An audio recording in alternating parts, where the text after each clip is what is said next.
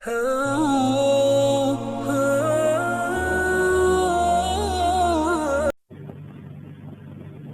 الحمد لله رب العالمين، والصلاة والسلام على رسول الله. اللهم وفقنا لما تحب وترضى، وبعد فالسلام الله عليكم ورحمة الله وبركاته. اخوتي في العقيدة، مرة شرحنا على كلمة عن نفس هذا النبي عليه الصلاة والسلام. أصلاً أحاول درس ولا لازم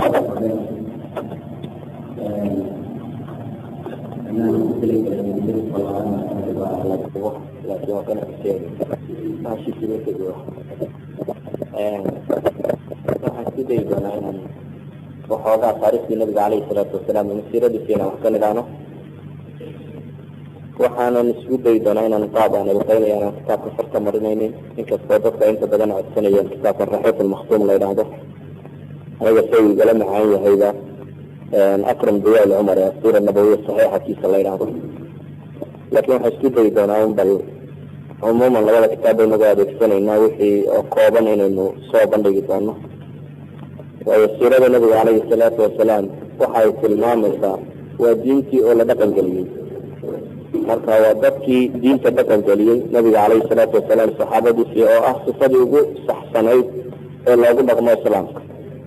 inaga waxaynu haynaa hadda isagoo qur-aan iyo sunno ah oo qoraal ah, laakiin marka kale waxa weyaan isagoo camaliya oo dad ay matalayaan qur-aanka iyo sunnadii. yani dad ama bashar dhaqankiiba waxay matalayaan qur-aanka iyo sunnadu sida ekaaya. saa daraaddeed way fahamkeedu wuu ka dhawiye qofku inuu markiiba suuro fiican ka fahmi karo diintu siday ku faaftay ama wixii ay siday ama risaalada iyo macnaheediiba. waxaan isku dayi doonaa markaasi balse labada sheekh usoo naqlayaan inta badan inaanu soo guuriyo. haddii ay jiraan mawaadiic ama meelo loo baahanya in gaar loosii tilmaamo insha allah haddaynu awoodno isku dayi doonaa. cumuuman culamada muslimiintii markay siirada ka waramayaan waxay u sameeyeen gogoldhac ama hordhac. hordhacaasi waxay ka bilaabaan ama waxay ku tilmaamaan wixii nabiga ka horreeyay caleyhi salaatu wasalaam. hordhaca waxaa looga danlayay inay dadku fahmaan bulshadii uu nebigu u yimi caynka u ekay, si aada u garan karto inta ay guurtay bulshadani markii dambe sida u ekaatay. yani waxaad qiimeyn fiican sawiri kartaa nabigu caleyhi salaatu wasalaam iyo saxaabadii uu soo saaray iyo mujtamacii muslimiinta ee kawirnay siday u ekaadeen inta uu u jiray mujtamacii hore ee jaahiliga ahaa. oo markadka jaahiliga ah suuradiisa aragta ayaad garanaysaa dadkani inta ay guureen inta ay leekay. waxaa kaloo runtii dhawaanayaad garan kartaa maadaama mujtamac nooca u egba la horay oo islaamnimada ay bedelka intan lee ku samaysay inaanu jirin mujtamac dunida kamid ilaa la rari karo nooca loo rari karo. ay ku xiran tahay sida alla ina waafajiyo subxaana watacaala iyo sida dadku juhdi uu bixiyo ay dadka diinta kan ugu yeedhaya. qaybtaa hore markay ka waramayaan culamada taariikhda islaamiga qorta qaarba sibay u tilmaamaan. qaarkood ilaa aadam bay isku dayaan taarikh muujisa inu kasoo sheega. yani min aadam kutuba taarikhin badan oo kamidi nabi aadam bay kasoo bilaabaan. qaarkood waxay ka bilaabaan dhulka iyo cirka iyo sidii alla sameeyey waka ilaa way soo gaarsiiyaan. laakiin taariikhahaas hore qadiimka ah waxoogaaba yare waxyigu sheegay mooyaane inta badani maxfuud maaha. sidaa awgeed labadan kitaaba horteena yaalla midba in buu soo koobaya, laakiin waxaa isku dayi doonaa inaan si fudud u wada guud maro. kow, ummadda carbeed iyo dhulkay degto waa dhul macruuf ah. carabina intan jaziira alcarabiya la yidhahdo unbay taarikhdeeda dhan degi jirtay. carabta taariikhiya markay culamadu qaybinayaan ilaa 3 qaybood bay ka dhigaan. carab ay yidhahdaan waa alcarab albaa'ida ama carabtii tirtirasoo hore ee gabowday, waa caad iyo samuud iyo kuwan qur-aanku ka waramo. iyo carab ay ku tilmaamaan alcarab alcaarida oo ah qaxtaaniyiinta nimanka la yidhaahdo carabta gasha. iyo carab almustaaraba oo ah kuwii nebi ismaaciil calayhi salaam ka abuurmay ama cadnaan cidda gasha. inkastoo culamada bad ay leeyihiin qaxtaan iyo cadnaan labaduba ismaaciil bay galeen, waana sida uu rajaxayo ibn xajar alcasqalaani xafidahullah raximahullah. alxaafid ibn xajar waa sida uu rajaxayo oo isagu wuxuu leeyahay labada kooxoodba qaxtaan waa min aali naabit ibn ismaaciil buu qabaa, halka ay qoladan kale ka yihiin cadnaan ibnu ismaaciil ay ka galayaan. marka aynu soo koobno had iyo goor taariikhda carabeed marka la tilmaamayo, masalan qaxtaaniyiinta nimanka la yidhahda asal waxau ahaa yeman, laba qabiilo waaweynna way u qaybsanaayeen, niman ximyar la yidhaahdo iyo niman kahlaan la odhan jiray. kahlaan inta badan waa guureenoo shaam iyo masar iyo dhulkaasi dadkii degi jiray markii dambe ayay u badnaayeen. ximyar inta u badnaa dadka meesha kan kusoo haray. carabta kale ee mustacrabka ee cadnaaniyiinta loo nisbaynayo waa carabta markaasi nebi ismaaciil si daba uga abtirsata. nebi ismaaciilna waa ina nebi ibraahim calayhim assalaam. nabiyullaahi ibraahimna saynu taariikhda ku wada hayno dhulka ciraaq buu ka soo baxay, ama dhulka ciraaq buu u dhashay, dabeetana falastiin buu u hijrooday, kadibna wuxuu yimi maka, halkan markii dambe laga sameeyey. waxaanu keenay saynu wada naqaano xadiidkii bukhaari ku yaalla ibn cabaas uu warinayo, mawquufka ibn cabaas ku ahaa siduu sheegayey. haweenaydiisii haajaro la odhan jiray iyo ilmihii ay dhashay oo nabiyullaahi ismaaciil calayhi salaam, labadoodaasi ayuu maka keenay. dabeetana maka ayuu kaga tegey isagoo aan waxba uga tegin, uga tegay oo qura sibraar biyo ah iyo mid timira, ama laba weeloo midna biyo ku jiraan midna timiri ku jirto, oo u sheegayna inuu ilaahay subxaana watacaala amray inuu halkaas kaga tago. sida aynu taariikhda ku haynana waxaa la tilmaamaa ibraahim inta la hubo 4 jeer oo dambe ayuu meeshaasi kusoo noqday. yani markaa hore ismaaciil keenay, mar labaad ayuu yimi oo ah markan ay nusuusta qur-aanka ka waramaysa uu rabay inuu qalo ama inuu gowraco wiilkii ismaaciil ahaa. falama aslama watallahu liljabiin وناديناه أن يا إبراهيم قد صدقت الرؤيا إنا كذلك نجزي المحسنين إن هذا لهو البلاء المبين وفديناه بذبح عظيم. مثل الله سبحانه وتعالى كذا رميه ويقول كتاب التوراة هاي سفاه أما كان يمكن التوراة كل شيء سفر التكوين كويبنا وكل شيء ودورية تبنشير مركاها نبي الله إسماعيل marlabaadkii uu kusoo noqdayna waa markay axaadiista ka waramaysaa inuu yimi oo dabeetana u yimi isagoo nabi ismaaciil ka maqan yahay gurigiisii oo gabadhu qabay uu ugu yimi. dabeetana uu weydiiyey xaalkoodiiyo siduu yahay oo ay sheegatay markaasi in dhib badan ay haysato, nolosha ay cidhiidhi ku tahay, oo yidhi waa tegaya inankaygii fariinta daasiyo. waxaa ku tidhahda aabbaha wuxuu ku yidhi caqabada albaabka ama kaabada guriga gabadha ayuu ku yidhi aabbaha. nabi ismaaciilna markii uu yimi ay gabadhii u waqortay wuu fahmay aabihii warkii uga tegay oo ahaa gabadhan iska sii daa, mid khayr badan maahe. dabeetana waa iska sii daayey. waxaa kaloo riwaayadka xadiidku sheegayaan mar kale inuu ismaaciil yimi nebi ibraahim mar saddexaad inuu kusoo noqday dhulkaasi. marka saddexaadna wuxuu yimi isagoo ismaaciil gabadh kale uu guursado, sii hore u furay. gabadhii kale markuu la hadlayna ee uu xaalkooda weydiiyeyna waxay ku tiri waa fiican nahay, iyana fariin buu u faray oo wuxuu ku yidhi waxaad ku tidhahdaa inakaygu waa tagayaa isagoo maqanagana buu yidhi oo safar buu jiro. fariin labaad yani gabadhan hayso waraabuu uga tegey.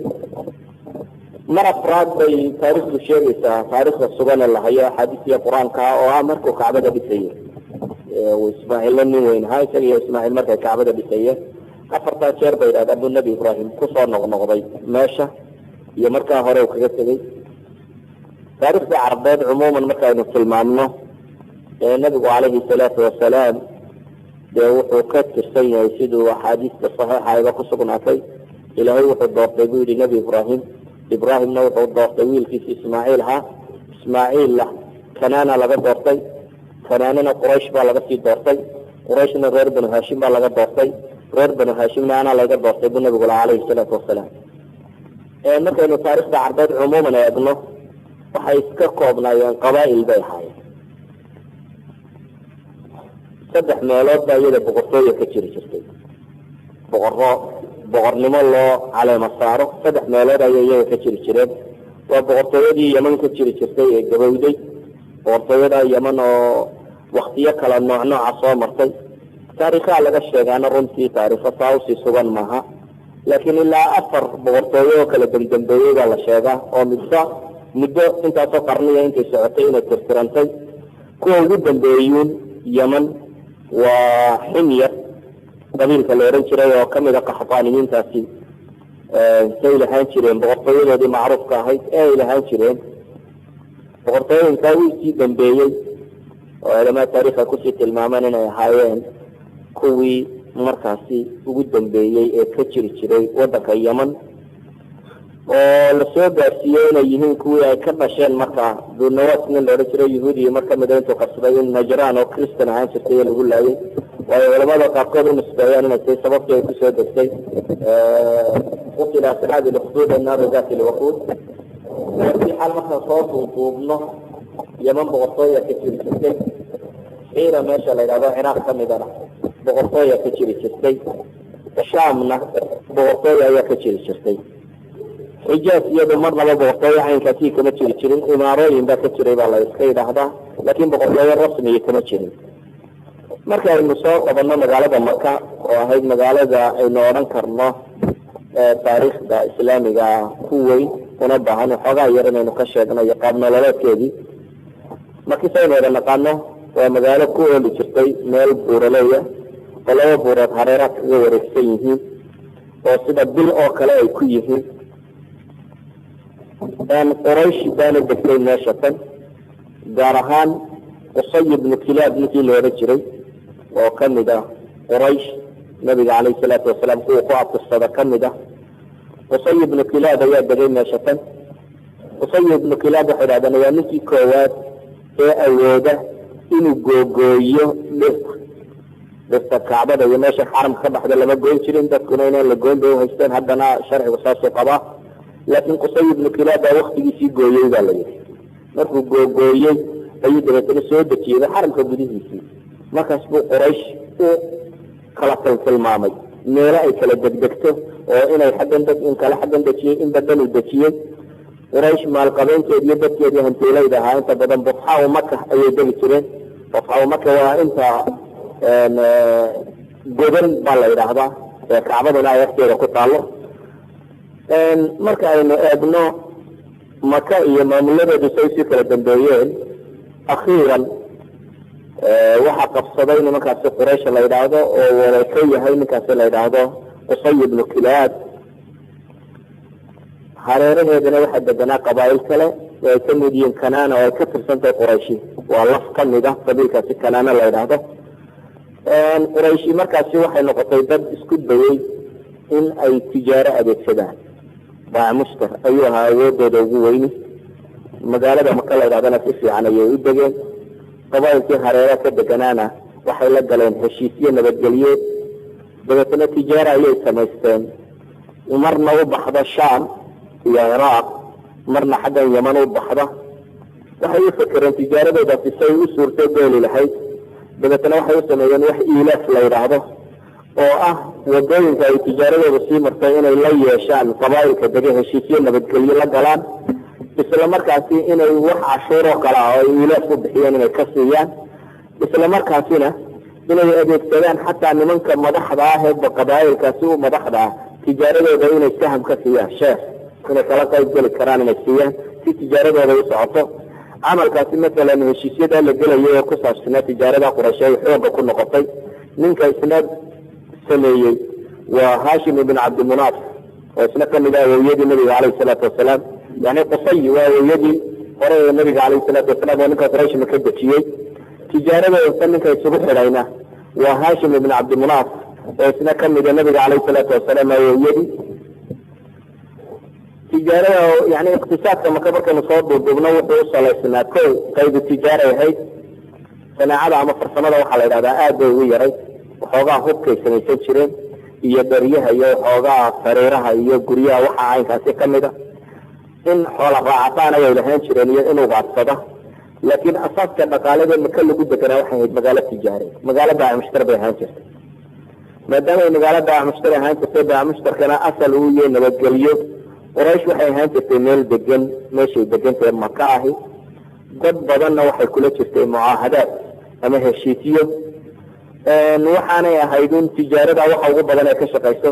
heshiisyada ay qabaa'ilka kale la gashayna waxay u fudaydisay in tijaaradooda ay tijaara duwaliya noqon karto oo ay duwalka kale iyo dhulka kale la baayac mushtarayn karaan. weliba dagaaladii ka dhexeeyey persia iyo romaniska ama labadii dawladood ee waaweynaa ee markaa jiray ina waxay carqalad geliyeen dariiqii iyaga udhexeeya tijaariga ahaa ee isku xidhaya yurub ama waqooyigaas oo dhan iyo asia dariiqa isku xidhaa inta badan sham iyo ciraaq iyo dhulkan baa la mari jiray dagaaladii labadaa dawladood udhexeeyey baa xidhay taas waxay sababtay baa laku yidhaahdaa in can ariiqi marka uu aada u xoog bato tijaaradu inay marto oo matalan indiya iyo dhulka alaabta laga keeni jiray waxay iman jirtay baa ladhaha babbay soo mari jirtay yeman bay iman jirtay dabeetana yeman bay maka ka tegi jirtay makay ka qaban jirtay markaasi sham iyo xagga romanisku ka taliya saasi daraadeed waxay noqdeen dad isku xidha mujtamacaad badan oo tijaari ah ayay maka ahayd reer makana maadaama ay tijaaradaasi in badan ka shaqaynayeen waxay noqdeen dad maalqabeyn badani uu ku jiro oo reer maka rag baa de kibir ku gaarsiiyey weelkooda uu dahab wax ku cabi jiray weelashay wax ku cabaan dahab ay ahayn cabdillahi ibnu jadaan nin la odhan jiray koobku wax ku cabaa dahab buu ahaan jiray marka qurayshii waxay yeelatay tabaqaad kala sarreeya tabaqo tijaarada raasulmaalka weyn haysata oo heshiisyana kula jirta dawladaha ama qabaailka iyo wadooyinka dadka dega oo weliba tijaaradoodu qaab sharikaad oo kale ay u dhisan tahay oo ah faasilo aada u badan la israaciyo oo dadkao dhanna shares la siiyo laga qaybgeliyo inay tijaaradaasi ka wada qaybgeli karayaan oo dadka danyarta aan wax badan haysan ribo wax ku siisa nidaamka ribowiga bangiyadu isticmaala iyo dabaqaad aan waxba haysan oo aada u fuqaro ah oo aada u waxtar aan waxba haysanin labada kooxoodba way deganaayeen dekadaha isticmaali jireen inta badan meel shacbiya la yidhaahdo ayay ahaan jireen oo ay dekadan jidooyinka taqaanina macruufka ahay waxay bilaabantay baa la yidhaha khilaafadii cuthmaan radia allahu canhu ayay bilaabantay markaasi maki waxayn leenahay cumuuma waxay ahayd magaalo baaca mushtar oo xaggan xabashida iyo afrikana waxaa ka iman jiray bukuurta iyo dhirtan la shita iyo baalgarayeedka iyo maxaa la yidhaha foolmaroodiga iyo hargaha iyo ninka madoobe la adoonsado xagga shaamna waxaa ka iman jiray baa la yidhaahdaa inta badan waxa la cuno daqiiqda iyo sareenka iyo saliidaha iyo khamriga iyo cinabka iyo waxaasina xagga shaam bay uga iman jireen xaggan indiya ama indiya dhankeedana iyaga waxa uga iman jireen inta badan looxa iyo filfisha iyo bahaaraadka yani waxyaabahan yaree raashinka lagu darsado tirada badan leh dharka iyo xariirta iyo waxaan la tolo weelasha waxaasina inta badan waxay ka iman jireen dhanka kan indiya tijaaradaas bay udhexeeye siyaasada quraysheedna cumuuma waxay ahayd siyaasad ku salaysan deganaanshiyo iyo in loo dhimriyo iyo heshiisyo in la galo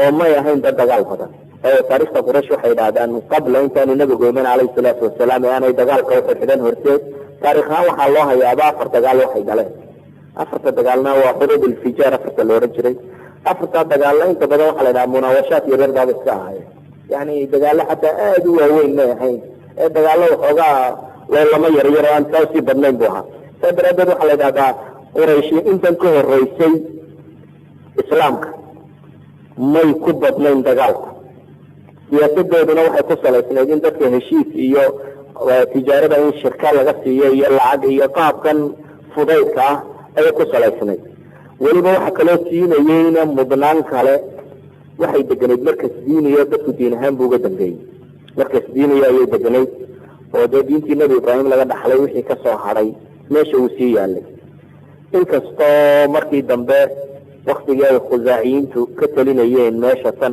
ay diinta qalbeen gaar ahaan ninkii la odhan jiray camar ibn luxay alkhusaaciy oo axaadiista saxiixiiba ay kusoo aroortay inuu nebigu lahaa kaa waxaan arkay isagoo naar xidihiisa ku daba wareegaya buu nabigu tilmaamayay yani ahlu naarku ka mid yahay ninka kani waa ninkii koowaad ee asnaamta keena maka sanamkii hubal la odhan jiray buu kasoo iibsaday sham dabeetana tuurta kusoo qaatoo keenay kadibna asnaam badan baa la keenay ilaa iyo kacbada agagaarkeeda uu nabigu calayhi salaatu wasalaam ka dubiyey 360 sano 360 sanamoo la caabudo sanamadaas iyo waxaas way tiro bateen qaarkood dhagxan la qoray bay ahaayeen qaarkood xataa waxay ka ahayd in meel yaroo buuro taagan oo dhagaxun ku urursan yihin masalan sanamadii asaas iyo naaila iyo waa kuwii marwe iyo safo iyo meelaha yaalay iska kor yaroo kuusan oo dhagxan saarsaaran tahay ayay ahayd sanam caabudkanna waxa keenay nabiga bukhaariga sheegaya xadiiskii aburajaal oo taaradi saxaabigii la oran jiray uu tilmaamayey waa kii sheegaya yani dadku say sanam caabudkan iyo waxa kan xad bay ka gaadheen ولها مركا نوينه حتى دغح انت نعيد كور نابان الناس هذا كل سنه بو مركا اسكو دغا انا اذا كلا مركا لو اسكو دغا عيد يري اي سي دغخ كلا كاسوان سنه وعابد جرنا يعني حد مركا حتى دغح لوايين على لو قلت شري عيده inay si yar dhigtoon aad waxa u batay asnaamtaasi iyo cibaadaadkaasi la halmaala sanamadaasi markaynu soo noqono magaalada Maka iyo dhismaheeda iyo qaabka u salaysanayd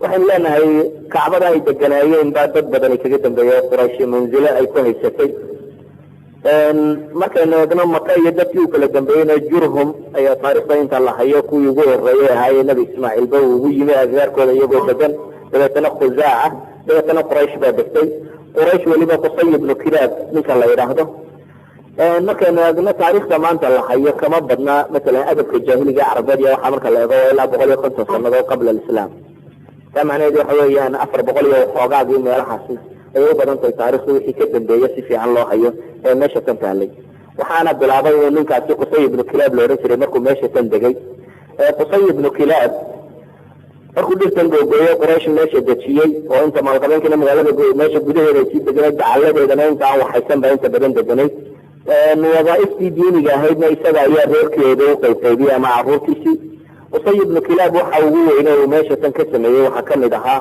daar an-nadwa oo ah guri ay Quraysh ku shirto oo la isugu yimaado oo taladeedu ka go'do gurigaas runta ay dhadaan waxyaabay saaciday inay markii ahaato meel nabadgelyo ka salaysan waayo mar hadii la hayo meel waayeelku inta isugu yimaado lagu shiri karo arrinta lagu gorsan karo qadiyad kasta dhacda mar hadii ay soo gaari karto waayeelku loo soo gaarsin karo waa arrinta badan nabad iyo xal ku dhamaan karta Qusay ibn Kilaab marka waxyaabaha aan ka sameeyay waxa ka mid ahaa daar an-nadwa meesha la yiraahdo oo uu ka sameeyay guri yar oo xagga albaabka Kacbada u furan oo yarayada Qurayshada dama Falastiin lagu shiro waxa ka mid ahaa inuu liwaaga Quraysheed isagu markaasi gacanta ku dhigtay oo inaan dagaal gali karin Quraysh ilaa liwaagana ay hayaan mooyaane waxa ka mid ahaa yani xijaabada oo ah furahan Kacbada inay iyagu haystaan iyo sadarada iyo cidda wadaagada ay intan oo dhan iyagu gacanta ku hayaan waa xijaabadii oo ka mid ah rifaadada waxa la yiraahdo rifaadatul xijaaj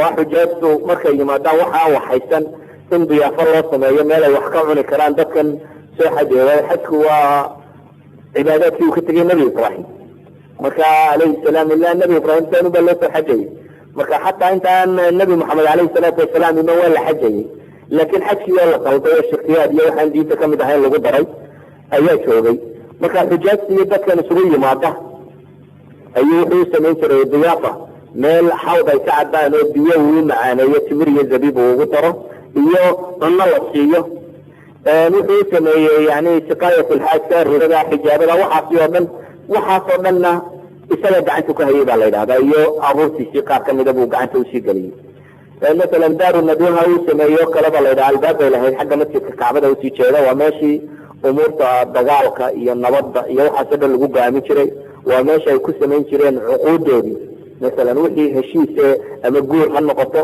أما هشيس كذا دقالة يا وحنا كلا بعمش الكسرها هاتو وحنا فدي شري ولا دملا القوم من حيوان تغاركه من أفرتن كير مثل تنشري بيشجعان علماء التاريخ مركي خبر والرميان دار مشهورة باهي runtii Qusay ibn Kilaab ninka la yiraahdo Quraysh ka tirsanaa magac weyn uu ku yeeshay Quraysh dhexdoodii caadaadkii iyo dhaqamadii wixii uu gooyay Qurayshna diin bay ka dhigteenba in sidooda loo raacaan waxba laga qasin ama ha noqoto sidii ugu qaybqaybiyay arrimahaasi maamulka ama ha noqoto wixii caadiya dhaqan uga tagay kalkii waxay ka dhigteen in wax diin oo kala ah oo sidooda loo ilaaliyo فهان من كورد قريش من كاسوحي وقامية وقامدي وهذا لقاطي سيدة يا الله قاطي بسنة دبادينا وحصاب حيرون في ركم ندى أبنابيسي أمدفيسي أو كمدي هاي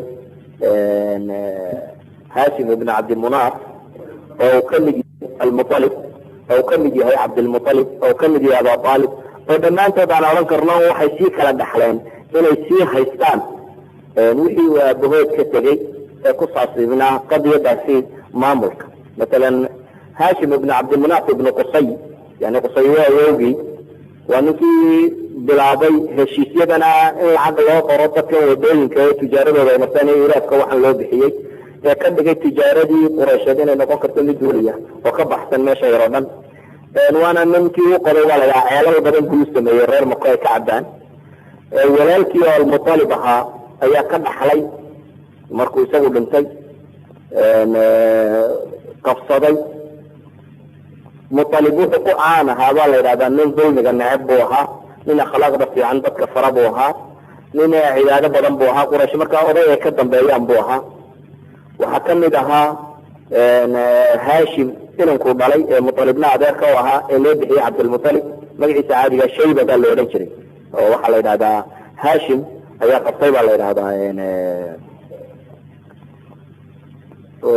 hashim markuu guursaday wiil dhalay ayuu ka tegey wiilkii uu dhalay wuxuu kaga tegay yani isagoo yar ayuu hashim dhintay dabeetana odayga mutalibaba waa dambe loo sheegay isagoo wiilkii 6 jir meelaha maraya ama weynaaday wuu doono wuu soo qaaday markii uu keenayna carabtii ama quraysh waxaa aragtay wiilkan yar uu sito dabeetana wiilkii waxay kaga bixiyeen war waa adoon yar soo keensaday cabdilmutalib buu bixiyey yani magaciisa asalkii shayba buu ahaa mutalibna waa adeerkii oo hashim la walaala oo soo koriyey markaasi oo keenay dabeetana cabdilmutalib buu iskaga caanbaxay cabdilmutalibna waxaa runtii nin aada ugu caanbaxay beeb oo shaybat alxamdi bay markay doonaan na odhan jireen waxaanu kalo ku caanbaxay waa ninkii u qoday mar labaad ceelkan zamzamka ah yani zamzamka nabiyullahi ismaaciil ayaa ka tegey laakiin waxay yidhahdaan khusaaca bergii meesha laisku dildilay ee ay arkeen inay ka baxayaan bay aaseen ama dabooleen ama tirtireen marka meesha waa la waayey waxaa la sheegaa inuu riyooday cabdilmutalib ilaa 4 jeer uu riyooday markii ugu dambaysayna in loo tilmaamay meeshay tahay riyadaasi sanad xasana bay runtii kusoo aroortay ilaa caliy bn abi aalib kasoo aroortay dabeetana ceelkan buu u qoday ceelkii zamzamka markuu qoday ee soo saarayna waa muran dambea ka yimi oo quraysh baa ku qabsatay quraysh markay ku qabsatayna qaab bay u garnaqsadeen cala kulli xaal insha allah waa laga yaaba inay mar dambe inagu soo noqoto waxaan uga jeednay intan aynu ka waramayno o dhan cumuuman inaynu ka warano qaabkay u dhisnayd magaalada maka iyo sidii loo joogay laakiin taarikh ahaan marka laga waramayo taarikhda had iyo goor waxay ka bilaabaanuun nebiga calayhi salaatu wasalaam dhalashadiisii maadaama taarikhdeenu dee nebiga unay ku salaysantay calayhi salaatu wasalaam inta ka horeysa waxaad moodaa inaan wax badan laga sheegin ama wax badan dadku ka odhanin waxa ugu badane laga waramaa un inay tahay nebiga calayhi salaatu wasalaam iyo dhalashadiisii mararka ugu badan waxa kale laga waramaa waa zamzamka iyo sidii uu qodmay iyo in la tilmaamo un ma'aasirtan reerkii nebigu ka dhashay inay reer meesha magacaale ku ahaayeen hadduu yahay odagii qusay ee magaalada degaankeeda iyo waxa kan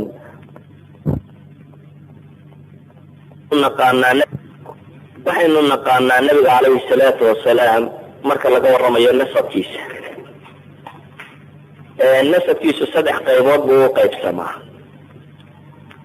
qayb culamaai taariikh ama culamaai siira dhammaanteed way isku waafaqsan yihin qaybna aad bay isugu khilaafsan yihin qaybna iyada waxaa laga sheegaaba waa iska war kutirikuteena 3 qaybood aynu tilmaamayna waxa weeyaan qaybta ilaa cadnaan inta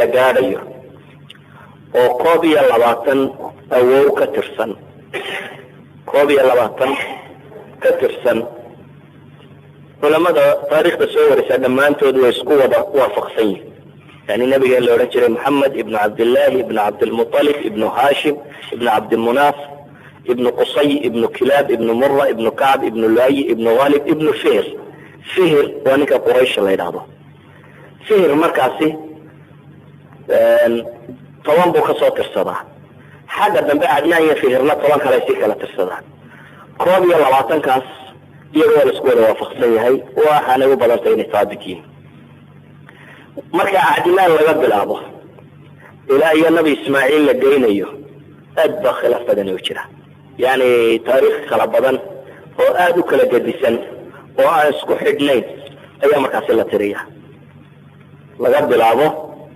weeyaan cadnaan ilaa iyo inta la gaarsiinayo ismaaciil ama ibrahim xagga kasii dambaysanada markaa kasii muran badan inaad nebi ibraahim u abtirisay ilaa aadam aad gaadhsiisaana kutub taariikh ama kutub siira intaba way qoraan. masalan waxaan filayaa inay cadnaan masalan iyo ismaaciil meelahaas ilaa 40 baan u malaynaya inay udhaxaysiiyaan, laakiin intaa dambe oo dhami waa iska murankeedu iska tiro badan yahay, si qurana uma wada tilmaamna.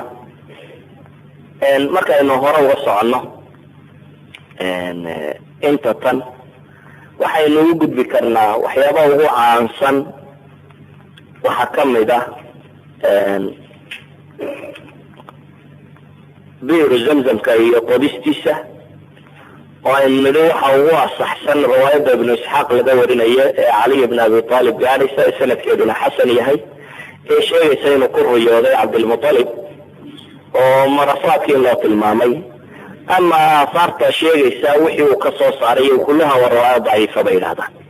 yani waxyaabo badan bay sheegaan uu meesha ka soo saaray oo ceelka markuu qodayo calaamado loo sheegay waxyaabo ka soo saaray. kuwa aahaarta kusoo aroortoo dhami waa daciif, wax badanna runtii ma sheegayaan. asarka labaad inta badan la sheegaa waa qisadii waktigii uu nabigu dhashay calayhi salaatu wasalaam ee caamulfiilka ah. qisat lfiil iyada waxaynu naqaanaa qur-aanka sugay, alam tara kayfa facala rabuka biasxaabi lfiil, qur-aanka ayaa sugay. culimada taariikhda qortaana waxay ku tilmaamaan inay ahayd 570 ama 571kii miilaadiyada, tan imika 2001 maraysa, marka 570 qaarkoodna waxay ku tilmaamaan 571kii meelahaas inay ahayd. qisadaas duuduubkeedoo dhan markaynu isu soo geynana waxa ay sheegaysaa yani bacdi saxaaba ayaa laga warwariyaa, laakiin saxaabada laga wariyey waa saxaabo yaryar oo iyaga iyo qisada tan ilaa 50 sanadood meelahaasi ay udhaxaysay. laakiin waxaad garan kartaa un aahaar ka hadhay oo qisadan la wada yaqaan inay jirto. masalan caaisha radiallahu canha waxay sheegaysaa inay soo gaadhay, yani waa sanad saxiix, sanad xasan oo kusoo aroortay. caaisha oo kale masalan waxay sheegaysaa inay soo gaadhay oo ay aragtay iyadu maroodigii abraha ninkii waday iyo kii saaiska wahaye maydhmaydi jirayba, labadaasoo indhoolayaal magaalada dawrsada inay soo gaadhay. yani maroodiyada nimankii wadayda ma kamida weeyaan oo indhoolayaal ah oo dawarsada inay soo gaadhay. masalan saxaabi yaroo la oran jiray qabat ibnu shaym baa filaya, isna wuxuu sheegayaa inuu soo gaadhay inay hooyadii tustay isagoo yaroo caruura, hooyadii inay tustay saaladii uu dhigeen maroodiyadii nimankaasi wateen oo midabkeedu xataa isbedelay. laakiin isaguna caamulfiilka waxoogaabu ka horeeyay, yani wiil yaroo waxoogaa jira sanawaad ah ayuu ahaa. isna waa tirmidi baa warinaya. calaa kulli xaal farain badan baa tilmaamaysa. ama qisadu siday u dhacday, khulaasat lqowl waxaa la sheegaya nin abraha la oran jiray oo xabashi ahaa, markay dhul badan sameeyeen oo isku dayeen carabtan kusii socota kacbadan uxajisa in laga duwo ay u taag waayeen, ayuu meel sameeyey. meeshii waxay soo wariyaan riwaayadkaas inkasta aanay xooganayn in nin carbeed kiniisad intuu sameeyey kiniisadii wuxun kaga sameeyey. calaa kulli xaal wax kastaba ha ahaatee ninkan abraha la yidhahdaa wuxuu ku talagalay inuu duulo oo uu soo dumiyo. abraha markaa waa nin xabashiyeed oo yaman xukuma. xabashidu 2 jeer ayay yaman kolba gumaysatay, marka waa mar kamida kooxda tan abraha uu joogay, waa markii dambe ayaan rajaynaya. abraha wixii kasii dambeeyey waxaa qabsaday yaman persia. nabigu alayhi salaatu wasalaam markuu soo baxay ee nebinimada lagu soo dejiyey bershiyan baa haystay, yaman eeraan baa haysatay. waktiga ay xabashidu haysatay meesha tan ayuu ciidan diray, ciidankaasoo ugu talagalay inuu kacbada soo dumiyo. laakiin ciidankaasi markii uu soo gaadhay maka duleedkeeda waa bilxas meesha la yidhaha, markuu soo gaadhay baa la yidhahdaa bay fadhiisteen maroodiyadii. marka xagga kacbada loo dareeriyana way fadhiistaan, haddii jiho kale loo sii daayana wuu iska dareeraan. meeshii iyagoo joogana ilaahay baa kusoo itixaamay tayran ababil tarmihim bixijaaratin min sijiil, shimbirahaasi duulaya ee dhagxanta la dhacaya ayaa yimi. shimbirahaasi dhagxantii bay dadkii la dhaceen, dadkii badhmeeshii bay ku dhinteen, qaar waa xanuunsadeen. abrahaha kan waxaa la yidhahdaa sanco isagoo ku dhintay bay yidhahdaan, isagoo gooba iyagu yimo xanuun kalaa ku dhacayo dabeetana meeshaasu ku dhintay. qisadaasi marka lasoo duudubo waxa ay sheegaysaa in la jebiyey in abraha iyo kooxdiisii sida qur-aanka naskiisa ku cad. nabigu calayhi salaatu wasalaam waxaa lagu tilmaamaa inuu dhashay sanadkaas caamulfiil. waxaa qisooyinka meesha la tilmaamo kamid ah nabiga calayhi salaatu wasalaam aabihii cabdillaahiya cabdilmutalib bay waxay sheegaan inuu nadaray. nadarkaana ibnu cabaas baa soo arooriyey, sanad saxiixa kusoo saaray inuu nadaray cabdilmutalib. waktiga uu nadaray riwaayad iska daciifa kusoo arooray, laakiin marka la isku daro cala kulli xaal mursal saxiix sanadkiisu xasan yahayna waa kusoo arooray. waxa iyaduna duuduubkeeda sheegaysaa cabdilmutalib markuu zamzamka helay qurayshtii kale ku qabsatay. qurayshtii ku qabsatay waxaa lagu heshiiyey in la kala garbaxo. riwaayaadkaasi qaar kamid waxay sheegayaan inay qabteen sham iyo yaman xaggaa in laysla qabtay, kaahina joogtay habar fale labadii inay soo kala saarto. dabeetana dhexda markii lasoo socday in biyihii madheen. riwaayaadka qaarkood waxay leeyihin biyihii oo dhan baa madhay, qaarna waxay leeyihin isaguma biyi ka madhan iyo intii la socday ee intii haysatay biyi kamay madhan. markii biyo la waayey kadibna ama fardihii uu fuushanaa mid kamid ah adinkiisu meeshuu ku dhuftay baa ilaahay biyo ka siiyey.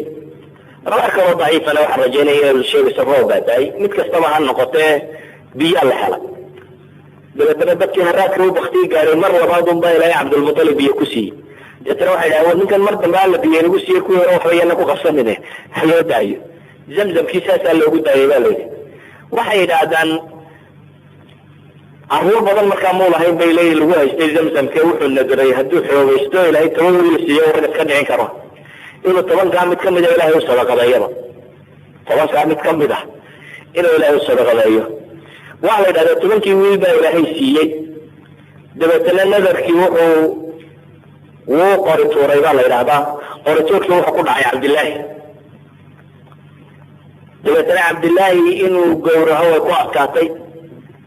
dadka bar waxay qisaska qaarkood sheegaan in salalawadu u geeyo iyadoo ay tidhi u sagayo 10 halaad bay diyadu ahaan jirtay, isagii 10 halaad u qori tuuro cabdillaahi ku dhacday, tidhi 10 kaloo ay cabdillaahi ku dhacdo 10 kaloo boqol isaa ku arsay. laakiin riwaayada fiicani iyadu waxay sheegaysaa inuu 100 iyo cabdillaahi loo qalin tuuray, yani loo qori tuuray, qurca loo sameeyey.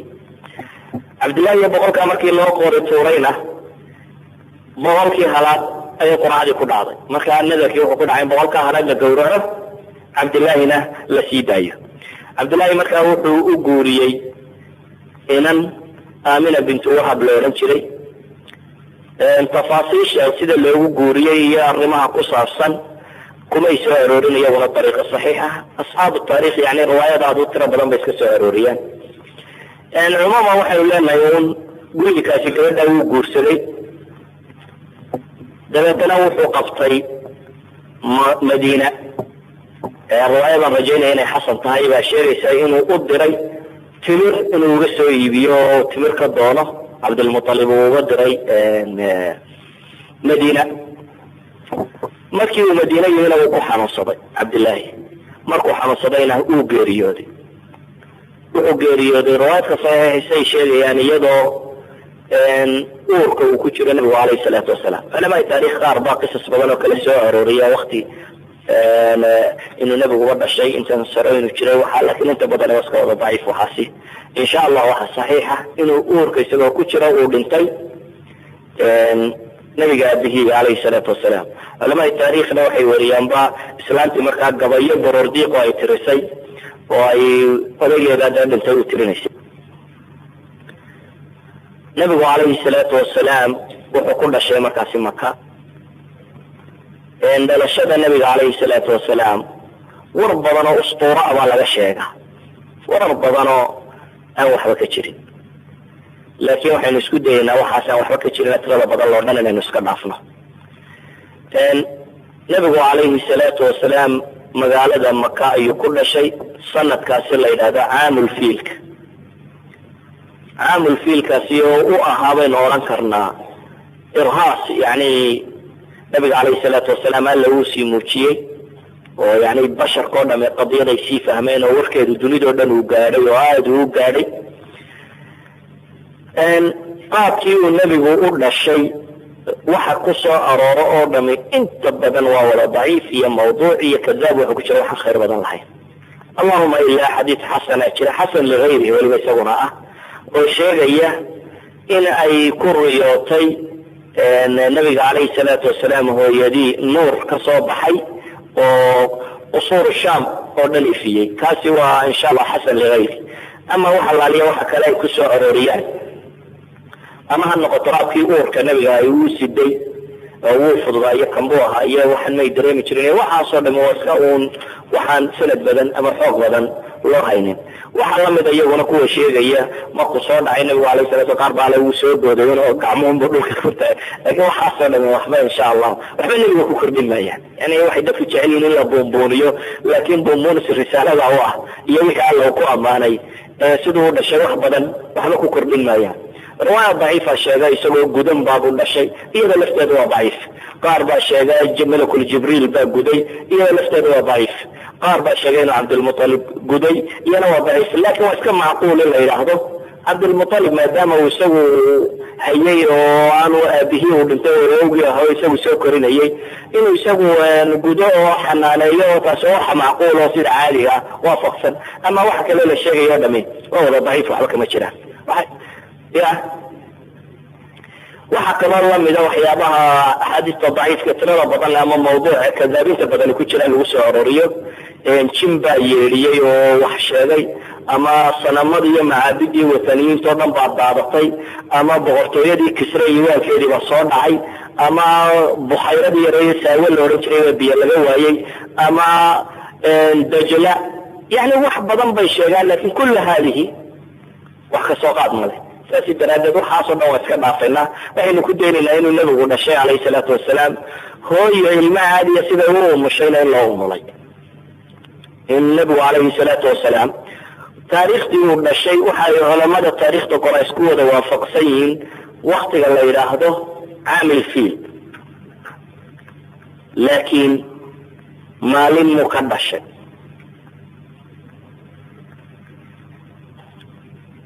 waa qadiyad iska muran badan. maalan saaxib raxiiq almakhtuum wuxuu isagu leeyay mid waa la isku wada waafaqsay axaadiis saxiixa ku soo arooray inuu nabigu isniin dhashay, iyada taa muran kuma jiro. inuu nabigu calayhi salaatu wasalaam maalin isniineed dhashay iyada wax murani kuma jiraan. axaadiis saxiixina waa ku soo aroortay, waana saas bay ku sugan tahay. sanadkaasi caamul fiil inuu dhashayna waa inta badan culamada taarikhda isku wada waafaqsay. laakiin goormay ahayd waxa mashhuura oo aada u caanbaxday oo dadku inta badan u haystaa inay tahay 12 rabiicul awal oo sida ugu mashhuursan, laakiin wax ku asaxay ma jiraan. ibnu isxaaq ayaa soo arooriyey 12 rabiicul awal inay tahay. ibnu isxaaqna sanad sugan kumuu soo aroorin dhalashadaasi nabigu calayhi salaatu wasalaam inay 12 ahayd.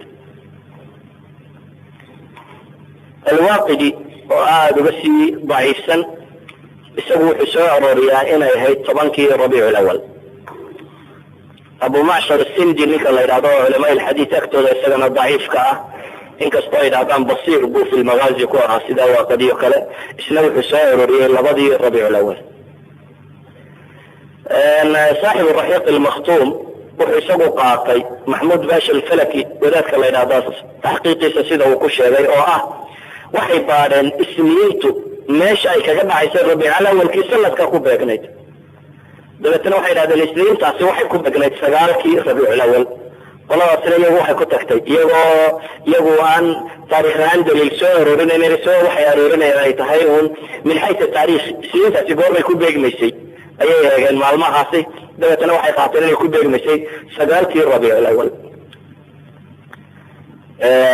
dhankan kale marka la sheega bay dhahdeen waxay ku beegmaysaa 20 ama 22 ibriil 517 sida uu qirayo weeyaan moxamed sulaymaan almansufuri. isku soo duuduub waxaa loo badanyay inuu rabiicul awal qaybteeda hore wakti kamida dhashay nabigu calayhi salaatu wasalaam, laakiin bidabdi midi ma jirto. walidalik raggan mawlidka wadwadaya waxa kani meel laba hubin bay u mawlidsanayaan. yani in mawlidsato waxa ka horeysa inaad maalintu inay tahay in la garto. laakiin waxay ahayd haddii sunno la rabo in isniintaa sunno ah la soomo kaasa ku filan. yani nabigu calayhi salaatu wasalaam marka la eegayo matalan qadiyada mawlidka ku saabsan dhalashada ku saabsan muu tacdiiminin tii ku saabsanayd taariikhda maalintay ka ahayd ee waxaa la weyneeyey maalinta toddobaadka maalintay ka ahayd.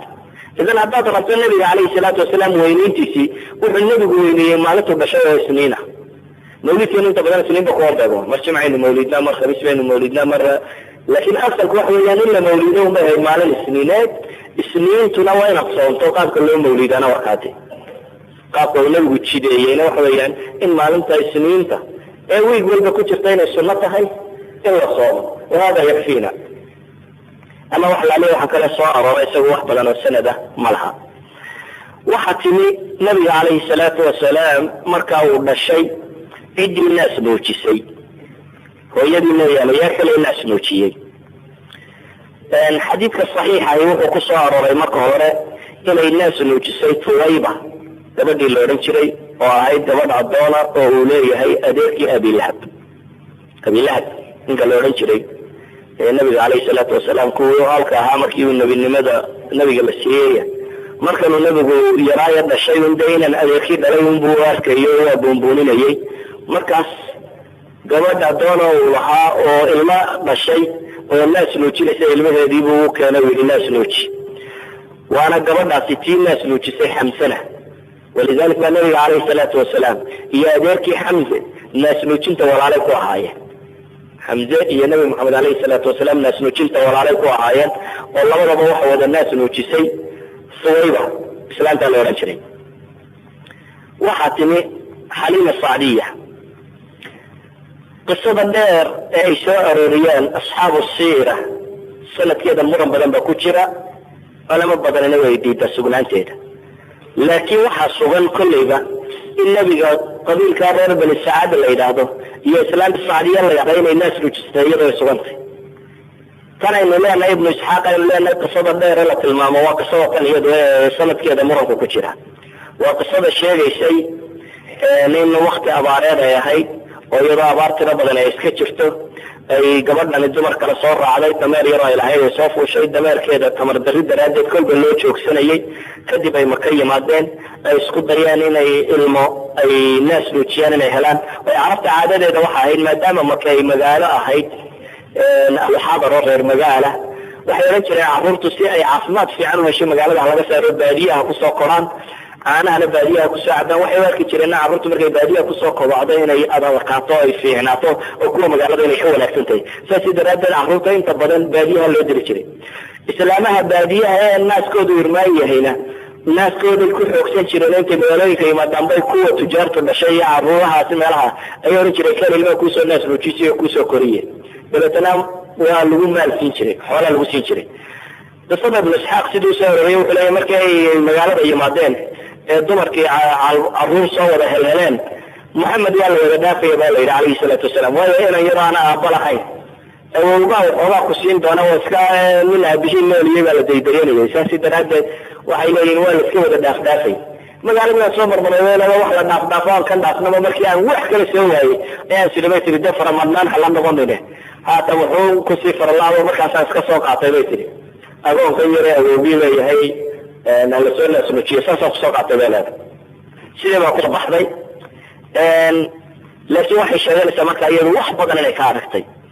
naaskii bay nuujisay oo dabeetana naaskii iyadoo waxbaba cunin buu iska darabaayo isaga iyo kii yaraayo kale la shaqeeyaba uu ka tiro batay oo xoolahoodii baa ilaahay u irmaaneeyo caanihii iyadoo abaara oo xataa reeruhu yidhaahdaan dadka kale war maxaa halka reerkani xoolaa daajistay idina u soo daajin weyde waa lala soo daajiyaa un dadka kale oo waxba kuwooduma soo faa'iidaan ee uun islaantan xoolaheedu maa darara barakaadkaa tirada badan le adigu nusuusta sheegtaa waa ma xoog badna sanad ahaan ma xoog badna culamadana wax badan bay ka sheegaan. laakiin in ay xaliimi naas nuujisay iyada way sugantay. xaliima sacdiya islaanta la inay naas nuujisay riwaayaadka sheegaya axaadiista waa sugan yihin insha allahu tacaala.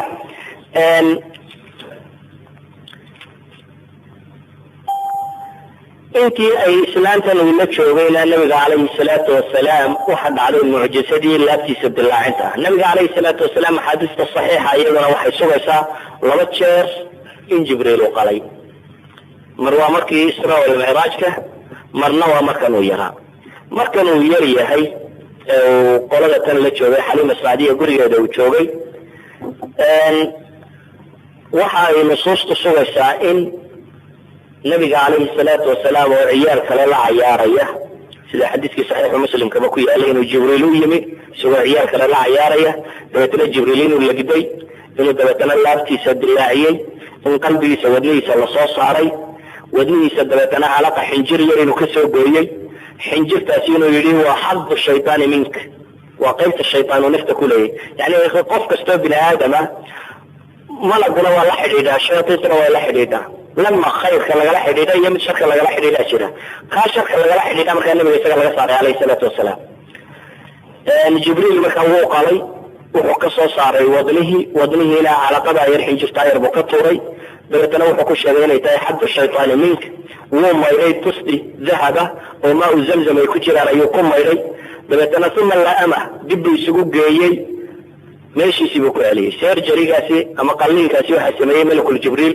axaadiis saxiixaana ku sugan inuu jibriil u sameeyey qalitaankaasi carruurtii yaryaraydna waa carartay markaasi oo islaantiiba u tageena waxay yidhaahdeen wiilkii yaraa la dilo oo dee waxay arkeen halkaa isagoo lagu legdayey waa markii dambe islaantii soo carartayna waxay u timi nabiga calayhi salaatu wasalaam oo midabkiisii jira bedelay ila waa nin qalliin lagu sameeyey dabeetana Anas ibn Malik oo xadiidka warinaya wuxuu leeyahay tolmadii raadkeeda waan ku arki jiray buu nabiga calayhi salaatu wasalaam Anas waa ninkii wiilkii yaraa u shaqayn jiray nabiga calayhi salaatu wasalaam markii uu nabigu hijrooday Madiina 10 sanadood oo Madiina joogay nabiga khaadimuha Anas ibn Malik saxaabiga la yiraahdo markaa wuxuu leeyahay nabiga waan ku arki jiray buu leeyahay halkii uu ka tolay malakul jibriil khaydka waan arki jiray buu yidhi meeshaas Xaliima Saadiya markii ay aragtay in wiilkii da arrimahan inay ku soo kordheen bay u cabsatay dabeetana way soo celisay masaladaa sheegaysa inay u cabsatay